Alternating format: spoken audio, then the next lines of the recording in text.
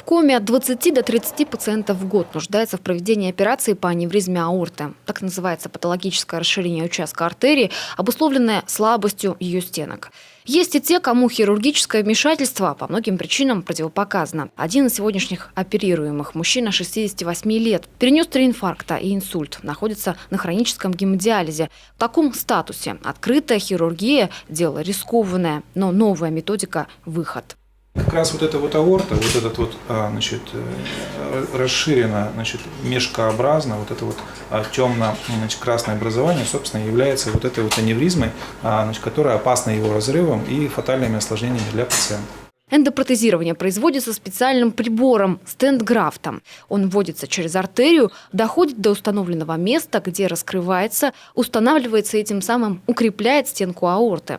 За процессом врачи наблюдают с помощью рентгеновского аппарата. Стентграфт мы выбираем, то есть основное – это разместить его правильно, чтобы он стоял там, где нужно, и перекрывал полость аневризмы. Вот посмотрите, полость аневризмы вот.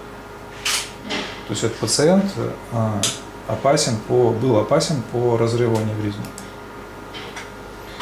Как раз этапы раскрытия графта.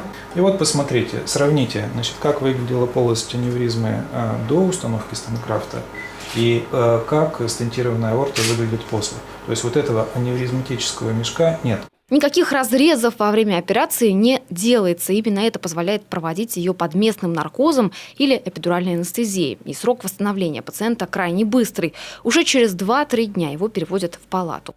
К слову, на такую операцию может уйти от 300 до 800 тысяч рублей. Все зависит от случая. У нас делать ее станут самым сложным пациентом.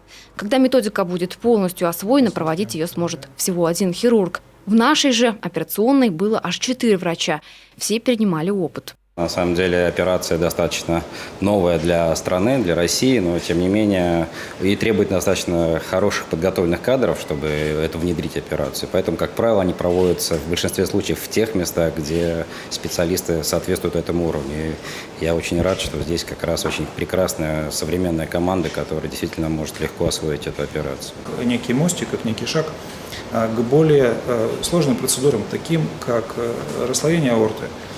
Это, если вот те пациенты, про которых мы говорим сейчас, они, условно говоря, плановые пациенты с расслаивающими аневризмами аорты, это пациенты ургентные, у которых летальность крайне высока, она может приближаться практически, к 100%.